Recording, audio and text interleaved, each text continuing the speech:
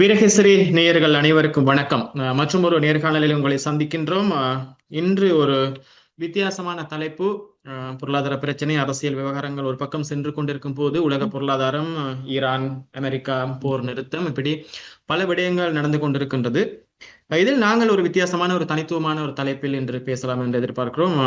உங்களுக்கு தெரியும், இலங்கையில் யுத்தம் நடைபெற்ற போது அதன் முன்னரான காலப்பகுதியில் பலர் இடம்பெயர்ந்து பல நாடுகளுக்கு சென்றிருக்கிறார்கள். ஐரோப்பிய நாடுகளில் இன்று மிகப்பெரிய ஒரு இலங்கை தமிழ் சமூகமே வாழ்கிறது. இதில் இந்தியாவுக்கு, நமது அண்டை நாடான இந்தியாவின் தமிழகத்துக்கு பல ஆயிரக்கணக்கான தமிழ் மக்கள் ஒரு காலத்தில் இடம்பெயர்ந்து அங்கு சென்று அங்கு இன்னும் அகதிகளாக வாழ்ந்து கொண்டிருக்கிறார்கள். அவர்களின் தற்போதைய நிலைமை என்ன, அவர்கள் என்ன செய்ய போகிறார்கள், அவர்களின் விருப்பம் என்ன, அவர்களின் அடுத்த கட்ட நிலைமை என்ன என்பது தொடர்பாக இந்தியாவின் தமிழகத்தின் மூத்த பத்திரிகையாளர், the Frontline magazine editor doctor Radhakrishnan அவர்கள் ஒரு ஆய்வு செய்திருக்கிறார். அவர் தனது அந்த PhD அந்த பாடநெறிக்காக ஒரு ஆய்வை செய்திருக்கின்றார். அவர் அதில் என்ன விடயங்களை கண்டுபிடித்தார், அதன் ரெக்கமெண்டேஷன்ஸ், பரிந்துரைகள் என்ன என்பது தொடர்பாக நாம் இன்று பேச போகிறோம். அவர் அந்த டாக்குமெண்ட்ரி ஒன்று, 30 நிமிடங்கள் அடைந்த ஒரு டாக்குமெண்ட்ரி ஒன்றை, வீடியோ டாக்குமெண்ட்ரியும் அது தொடர்பாக செய்திருக்கிறார். நேர்காணல் செய்திருக்கிறார், ஆய்வுகளை செய்திருக்கிறார், பகுப்பாய்வுகளை செய்திருக்கிறார். அவரை நாங்கள் இன்று சந்திக்கின்றோம். வணக்கம் டாக்டர் ராதாகிருஷ்ணன். வணக்கம். நான் அறிமுகத்திலும் கூறியிருந்தேன் நீங்கள் உங்களுடைய என்ன செய்தீர்கள் என்று. உண்மையில் இந்த விடயத்தில் நீங்கள் என்ன செய்தீர்கள் என்பதை முதலில் எங்களுக்கு சுருக்கமாக கூறுங்கள். அதிலிருந்து நான் உங்களிடம் கேள்விகளை கேட்கின்றேன். என்னதான் செய்தீர்கள்? இதுல என்னை பொறுத்தவரை ஒரு ஆராய்ச்சி என்பது ஒரு பக்கம், இந்த டாக்குமெண்ட்ரி என்பது அதனுடைய இன்னொரு முகம். ஆராய்ச்சியில் கண்டுபிடிக்கப்பட்ட விஷயங்கள் என்று பாத்தீங்கன்னா, இப்போ தமிழ் அகதிகளானாலும் சரி, இல்ல ரோஹிங்கியா அகதிகளானாலும் சரி, அவர்கள் இந்தியாவில் எப்படி வாழ்ந்து கொண்டிருக்கிறார்கள், எந்த அளவுக்கு அவர்களுடைய அந்த லோக்கல் இன்டகிரேஷன் நடந்திருக்குன்னு பாத்தீங்கன்னா, ஏறத்தாழ முழுக்க அவர்கள் இங்க இருக்கின்ற இந்த சமூகத்தோடு ஒரு சமூகத்தினுடைய இந்த பாகமாக மாறி இருக்கிறார்கள் என்பதுதான் உண்மை நிலை. அவர்களாக முன் நாங்கள் அகதிகள் என்று சொல்லவில்லை என்றால் இங்க இருக்கின்ற யாருக்கும் அவர்கள் அகதிகள் என்று தெரியாது, கூற இயலாது. ஏனென்றால் அவர்கள் வெளியே பேசும்போது அவர்கள் தமிழ்நாட்டில் பேசுகின்ற தமிழில் தான் பேசிக் கொண்டிருக்கிறார்கள்.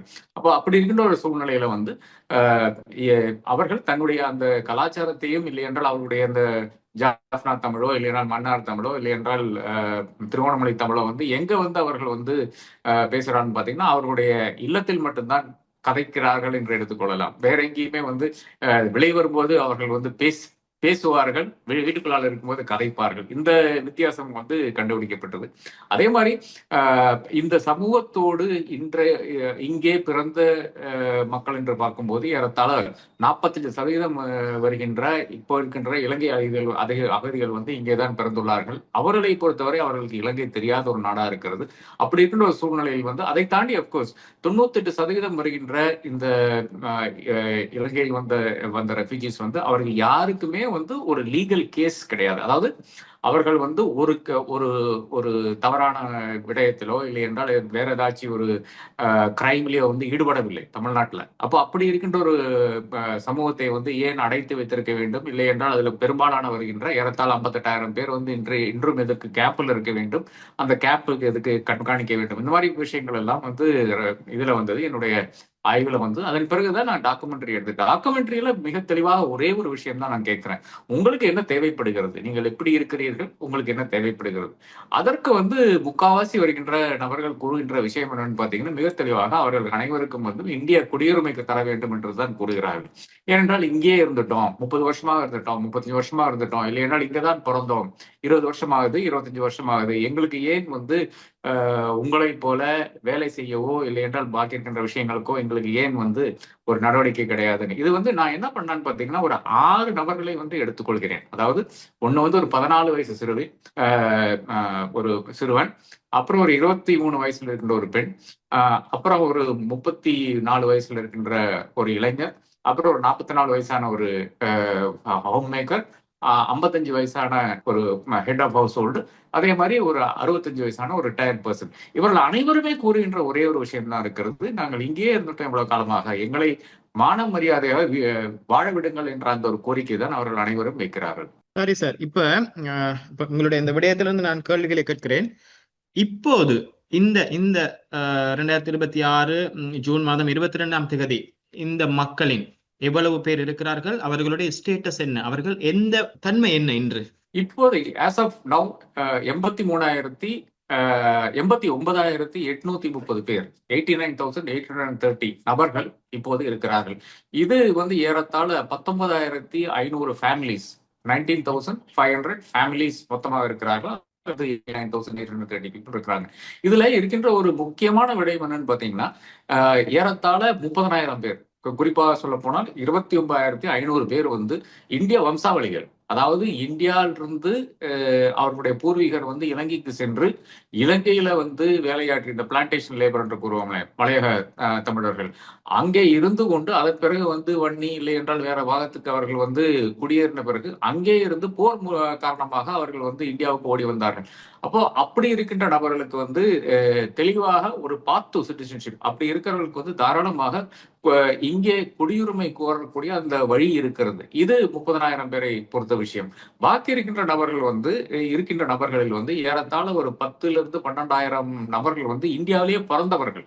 அப்ப அந்த பிறந்தவர்களுக்கு இங்கே குடியுரிமை கொடுக்க வேண்டும். அதாவது நான் சொன்ன இந்த குறிப்பிட்ட இந்த 45%, இந்த என்டையர் பாப்புலேஷன் 45% வந்து இந்திய குடியுரிமை கொடுக்க வேண்டும் என்ற அந்த டிமாண்டும் இருக்கிறது. ஆனால் இந்திய அரசாங்கம் வந்து தன்னுடைய அந்த 2019 வந்த சிட்டிசன்ஷிப் அமெண்ட்மெண்ட் ஆக்ட்லயும் கூட இந்த இலங்கை தமிழர்களை வந்து உட்கொள்ளவில்லை.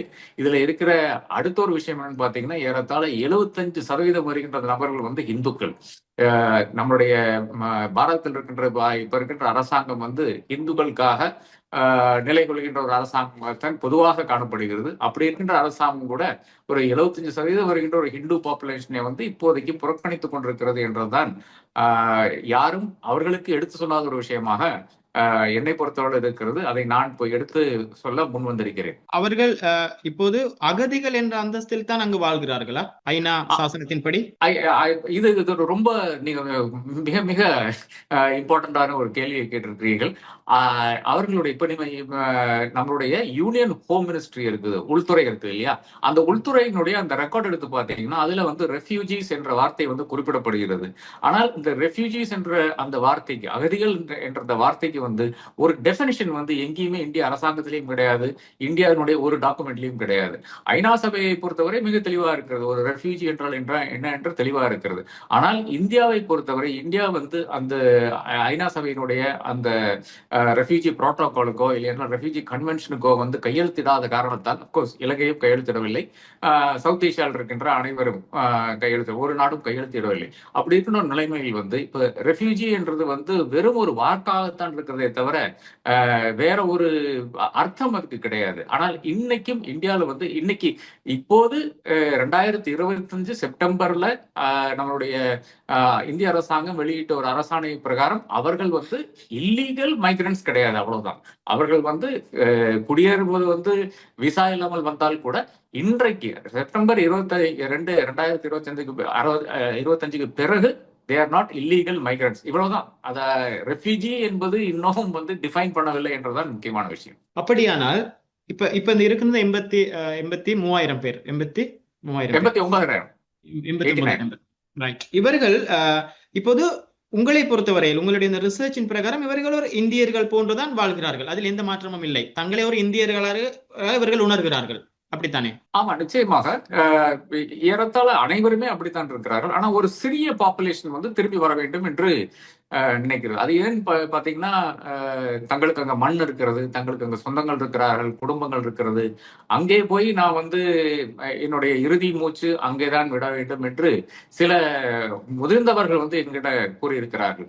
ஆனால் பல நபர்கள், அதாவது கொஞ்சம் இளைஞர்கள் ஆனாலும் சரி, மத்திய வயஸ்கரானாலும் சரி, அவர்கள் அனைவரும் வந்து இந்தியாவிலே இருக்க வேண்டும் என்றுதான் விரும்புகிறார்கள். அதாவது உங்களுடைய இந்த பரிசன்படி அவர்கள் அனைவரும் இந்திய குடிமக்களாக பிரஜா உரிமையை பெற வேண்டும் என்று விரும்புகிறார்கள். ஒரு சிறிய தரப்பினர் மட்டும் இலங்கைக்கு திரும்ப வேண்டும் என்று கருதுகிறார்கள், அப்படியா?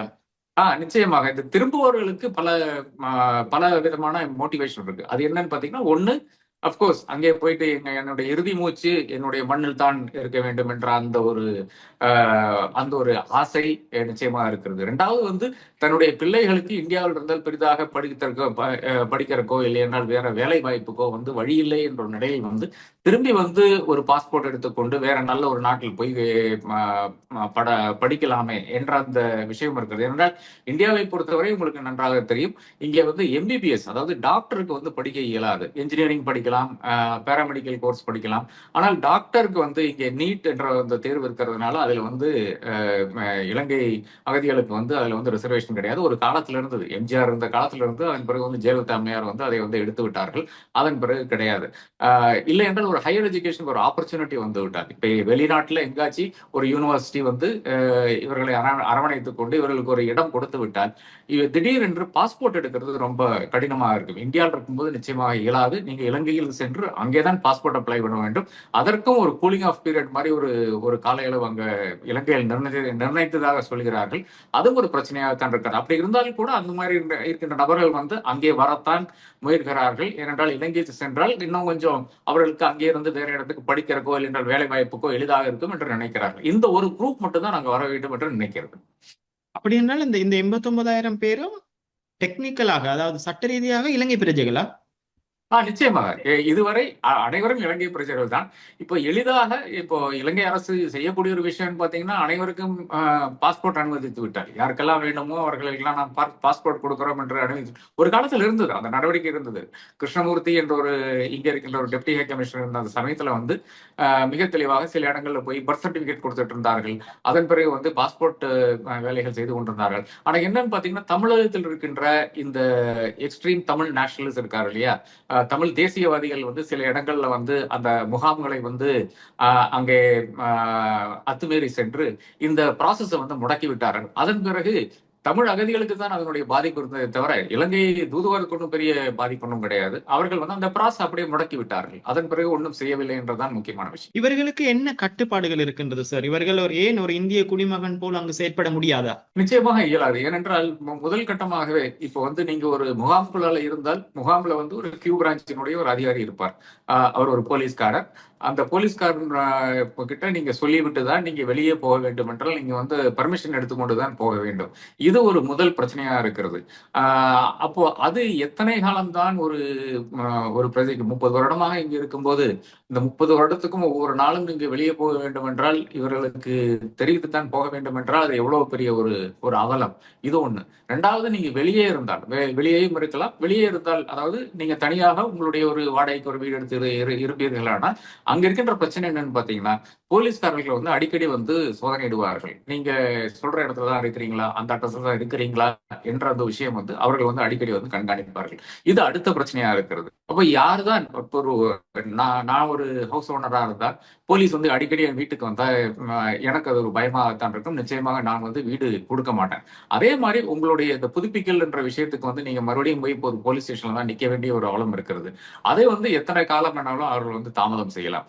இது எல்லாம் பிரச்சனைகளா இருக்கிறது. எப்பவுமே இந்த interaction with law enforcement agencies வந்து எந்த அளவுக்கு கம்மியா இருக்கிறதோ அப்பதான் ஒரு பிரஜை வந்து சந்தோஷமாக இருப்பான்ன்றதுதான் உண்மை நிலையா இருக்கிறது. அப்போ அப்படி இருக்கின்ற நிலைமையில் தான் இந்த இலங்கை அகதிகளை பொறுத்தவரை அவர்களுக்கு அன்றாடம் இருக்கின்ற இன்டராக்ஷன் யாரு கூட இருக்குன்னு பாத்தீங்கன்னா ஒரு அத்தாரிட்டியோட, அதாவது அவர்களை வந்து முடக்கக்கூடிய இடத்தில் இருக்கின்ற ஒரு அதிகாரி கூட அவர்கள் வந்து அன்றாடம் இன்டராக்ட் பண்ண வேண்டிய ஒரு கட்டாயம் வந்து ஏற்படுகிறது. அதுதான் இப்போ ரொம்ப ரெஸ்ட்ரிக்டிவா இருக்கு. இது ஒண்ணு.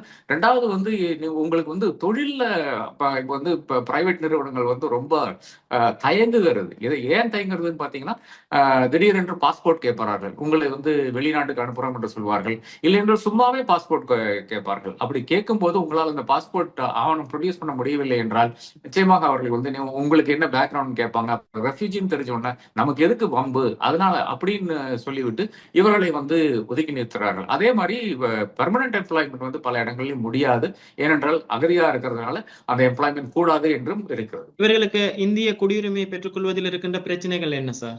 ஆக்சுவலி என்னை பொறுத்தவரை வந்து பிரச்சனை என்னன்னு பாத்தீங்கன்னா, இது வரை இந்த சிஏஏ என்ற சட்டம், சிட்டிசன்ஷிப் அமெண்ட்மெண்ட் ஆக்ட் என்ற சட்டம் வந்து இவர்களுக்கு அதை எக்ஸ்டெண்ட் பண்ணா போதும். இப்போ வந்து பாகிஸ்தான்ல இருந்து வருகின்ற மைனாரிட்டிஸ்க்கு, அதே மாதிரி ஆப்கானிஸ்தான்ல இருந்து வருகின்ற மைனாரிட்டிஸ்க்கு, பங்களாதேஷ்ல இருந்து வருகின்ற சிறுபான்மையினருக்கு வந்து இந்த விஷயம் வந்து எக்ஸ்டெண்ட் ஆயிருக்கிறது. அதே விஷயம் வந்து இலங்கைக்கும் எக்ஸ்டெண்ட் பண்ணால் தாராளமாக செய்து விடலாம். ஒண்ணு. 2வதாக இருக்கின்ற விஷயம் பாத்தீங்கன்னா, நிச்சயமாக இது 29,200 பேர் என்று குறிப்பிட்டீர்கள் இல்லையா, இந்திய வம்சாவளிகள், அவருக்கும் தாராளமாக எக்ஸ்டெண்ட் பண்ணலாம். ஆனால் இந்த அரசாங்கத்தினுடைய அது ஒரு இதுவரை பிரசிடென்ட் இல்லை, இதுக்கு முன் இந்த மாதிரி ஒரு விஷயம் செய்ததில்லை. அதனால தயக்கம் என்று நான் கருதுகிறேன். அரசாங்கங்களை பொறுத்தவரை முன்னுதாரணத்தை வைத்துத்தான் அவர்கள் வந்து எந்த வேலையும் செய்வார்கள். இதுக்கு ஒரு முன்னுதாரணம் இல்லாதனால தான் இது முடங்கி போயிருக்கிறதாக நான் காண்கிறேன். இதுக்கு முன்னால 2014க்கு முன்னாலேயும் பாத்தீங்கன்னா காங்கிரஸ் அரசாங்கம் வந்தது.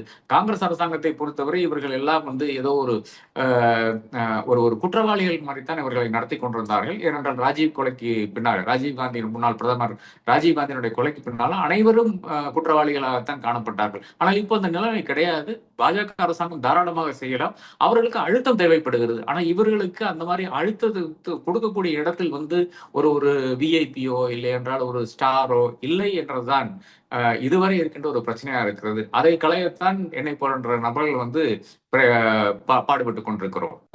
அதாவது இந்த விடயத்தில் தமிழக அரசாங்கத்தின் ரோல் வகிப்பாகம் என்ன சார்? தமிழக அரசாங்கத்துக்கு பெரிய ரோல் கிடையாது என்பதன் உண்மைகளை. ஏனென்றால் இந்த பிரஜை என்ற அந்த விஷயம் இருக்குது. சிட்டிசன்ஷிப் என்பது வந்து அது ஒன்றிய அரசாங்கத்தை சார்ந்தது, டெல்லி அரசாங்கத்தை சார்ந்தது. இவர்களால் எழுத முடியும், இவர்கள் வந்து அங்கே வந்து அழுத்தம் கொடுக்க முடியும். அந்த அழுத்தத்தை வந்து விஜய் அரசாங்கம் கொடுக்க வேண்டும் என்றுதான் என்னுடைய வலியுறுத்தல். இது மட்டும் அவர்களுடைய கொள்கை என்பது இவர்கள் அனைவருக்கும் சிட்டிசன்ஷிப் கொடுக்க வேண்டும் என்றுதான் கொள்கை. ஆனால் அதை இன்னும் அந்த அளவுக்கு வலியுறுத்தவில்லை என்றுதான் முக்கியமான விஷயமாக நான் காண்கிறேன். நீங்கள் உங்களுடைய இந்த டாக்குமெண்ட் அதை முன்னாள் முதலமைச்சர் மு.க. ஸ்டாலினுக்கு திரையிட்டு காட்டியிருந்தீர்கள். உங்களுடைய ஆசிரியர் ராம் அவர்களும் அதில் இருந்தார். அவர் என்ன கூறினார்? ஏன் அப்படி ஒரு முயற்சியை எடுத்தீர்கள்? இது வந்து என்னை பொறுத்தளவுல வந்து நான் இது தேர்தலுக்கு முன்பே வந்து இலங்கையிலும் கொண்டு வந்து எக்ஸிபிட் பண்ணேன். அதே மாதிரி டெல்லிக்கும் எடுத்து சென்றேன். இலங்கைக்கு கொண்டு வர்றதுக்கு ஒரு முக்கியமான காரணம் என்னவென்றால், நம்மளுடைய அதாவது இந்தியாவினுடைய வெளியுறவுத்துறையிலிருந்து எனக்கு கிடைத்த தகவல் என்னவென்றால், நாம வாட்டில இவர்களுக்கு குடியுரிமை கொடுத்து விட்டால் அது வந்து இலங்கை வந்து அது வந்து it will not look good. அவர்கள் இலங்கை அரசாங்கம் வந்து நம்ம மேல் கோவித்துக் கொள்ளும் என்று ஒரு வாதம் வந்து வைத்தார்கள். அதை வந்து முறியடிக்கத்தான் நான் வந்து கொலம்போவுக்கு இதை வந்து திரையிட்டேன். அதற்கு முன்னால் திரையிடற்கு முன்னால்தான் என்னுடைய கலீக் மீரா ஸ்ரீனிவாசன் வந்து விமல் ரத்நாயகே என்ற உங்களுடைய அமைச்சரை பார்த்து ஒரு நேர்காணல் வந்து அவர் மிக தெளிவாக கூறியிருக்கிறார். இங்க வர வேண்டும் என்றால், இங்க வர விரும்பினால் தாராளமாக நாங்கள் வந்து ஏற்றுக்கொள்கிறோம். அப்படி இல்லை அவர்கள் அங்கதான் இருக்க விரும்புகிறார்கள் என்றால் அதுவும் எங்களுக்கு பிரச்சனை இல்லை என்று மிக தெளிவாக ஒரு ஸ்டாண்ட் வந்து இது ஜேவிபி அரசாங்கம் எடுத்துள்ளது. அதுக்கு நான் நன்றி கடன் பட்டிருக்கிறேன். நிச்சயமாக இதுவரை ஒரு தெளிவுபடுத்தாத விஷயம் தெளிவாயிற்று. அதே மாதிரி நான் டெல்லியில செய்த அந்த எம்பிஸ்க்காக ஒரு ஸ்கிரீனிங் பண்ணேன். மெம்பர்ஸ் ஆஃப் பார்லிமெண்ட்டுக்காக, நம்மளுடைய நாடாளுமன்ற நபர்களுக்காக ஒரு ஸ்கிரீனிங் பண்ணேன். அதுலயும் வந்து முக்கியமான வந்து விஷயம் என்னவென்றால், நாம் இதை எடுத்து செல்லலாம், நாம் வந்து பாராளுமன்றத்தில் பேசலாம் என்று அவர்கள் ஒரு முடிவெடுத்தார்கள். ஆனால் அதன் பிறகு தேர்தல் வந்து விட்டது. அப்ப அதன் பிறகுதான் மறுபடியும் இது ஒரு ஒரு புஷ் தேவைப்படுகிறது என்றதுனாலதான் நான் வந்து திரு மு.க. ஸ்டாலின் அவர்களை சந்தித்து, முன்னாள் முதல்வர் அவரை சந்தித்து இந்த மாதிரி கூறினேன். நீங்கள் வந்து பாத்தீங்கன்னா டெஃபினட்டாக ஒரு சலசலப்பு இருக்கும். இந்த சலசலப்பில் மறுபடியும் இந்த ஃபைல்கள் எல்லாம் பொடி தட்டி அவர்களை எடுத்து மறுபடியும் அது வந்து இன்னொரு வாட்டி அவர்கள் பார்ப்பார்கள் என்று சொன்னேன். அவர்களும் ஆமாம், எனக்கு ஒரு பிரச்சனையும் கிடையாது, நான் டெஃபினட்டா வந்து பார்க்கிறேன்னு சொல்லிவிட்டு அதன் பிறகுதான் வந்து சந்தித்தார். அதை வந்து ஸ்கிரீனிங் பண்ணோம். அதன் பிறகு அவர் பெரிய ஒரு பதிவை வந்து இன்னைக்கு வந்து எக்ஸ் வலைதளத்தில் போட்டிருக்காங்க. அது மாதிரி இன்ஸ்டாலை ஷேர் பண்ணியிருக்காங்க. முக்கியமான அவர்கள் செய்த விஷயங்கள் எல்லாம் குறிப்பிட்டு கொண்டு இதுவரை நாம் கொடுத்த விஷயங்களை வந்து இன்னும் நாம் தொடர்ந்து தமிழக அரசாங்கம் கொடுத்து கொண்டே இருக்கணும். அதே நேரத்தில் இவர்கள் கேட்கின்ற கோரிக்கை என்பது இவர்களுக்கு குடியுரிமை என்ற கோரிக்கை வைக்கிறார்கள். அதையும் அரசாங்கம் பரிசீலிக்க வேண்டும். நான் என்னால் முடியறது எல்லாம் செய்வேன். எங்களுக்கு 22 பேர் வந்து இன்றைக்கு நாடாளுமன்றத்தில் இருக்கிறார்கள். அவர்களும் இந்த கேள்வியை எழுப்புவார்கள் என்ற அந்த ஒரு வாக்குறுதியும் என்னிடம் கூறினார். இறுதியாக தமிழகத்தின் புதிய அரசாங்கம் புதிய முதல்வரிடம் இதனை சமர்ப்பிக்கும் போட்டு காட்டி அதில் ஒரு இன்ஃபுளுன்ஸை உருவாக்கும் எண்ணம் இருக்கிறது அவங்களிடம்? நிச்சயமாக. அதாவது இங்க இருக்கின்ற அனைத்து அரசியல் கட்சிகளும், எனக்கு குறிப்பாக முதல்வர் இதை காண வேண்டும். முதல்வருடைய அருகில் இருக்கின்ற சில நபர்களுக்கு நான் இதை பகிர்ந்திருக்கிறேன். நீங்கள் முதல்வருடைய ஒரு டேட் வாங்கி தந்தீங்கன்னா தாராளமாக நான் வந்து எங்கே வேணாலும் திரட்டுகிறேன் என்றும் கூறியிருக்கிறேன். என்னால் மிக எளிதாக தெரியக்கூடிய விஷயம். நான் சொல்வது கிடையாது. இது வந்து அங்கிருக்கின்ற அகதிகளே சொல்கிறோம், முகாம்களால் இருக்கின்ற வெளியே இருக்கின்ற அகதிகள் பேசுகின்ற அவர்களுடைய வாய்ஸா இருக்கிறது. அதற்கு ஒரு வழிவகை தான் இந்த ஒரு குறும்படம் என்பது. அப்போ அவரும் பார்க்க வேண்டும். என்னை பொறுத்தவரை பாஜக இருக்கின்ற இங்க இருக்கின்ற நாயனார் நாகேந்திரன் போகின்ற தலைவர்களும் பார்க்க வேண்டும். அதன் பிறகுதான் இதுல நிச்சயமாக அடுத்த ஒரு கட்டத்தில் வந்து ஒரு அனைத்து கட்சி கூட்டம் வந்து டெல்லிக்கு சென்று பிரதமரை சந்தித்து, உள்துறை அமைச்சரை சந்தித்து, இவர்கள் அனைவருக்கும் குடியுரிமையை வாங்கி கொடுக்கக்கூடிய ஒரு இடத்தில் நம்மளுடைய அந்த முயற்சி போய் நிற்க வேண்டும் என்றதான் என்னுடைய அவா. உங்களுடைய ரிசர்ச்சின் முடிவு இந்த மக்கள் அங்கு குடியுரிமை பெற விரும்புகிறார்கள், அப்படியா? பெரும்பாலான மக்கள் வந்து இங்க குடியுரிமை பெற விரும்புகிறார்கள் என்றதான் என்னுடைய ரிசர்ச்சினுடைய அந்த ஒரு வெளிப்பாடாக இருக்குது. ரொம்ப நன்றி சார். முக்கியமான ஒரு விஷயம் டச் பண்ணிருக்கீங்க. நாங்கள் அடுத்த என்ன நடக்குதுன்னு பார்க்கலாம். நன்றி. நன்றி.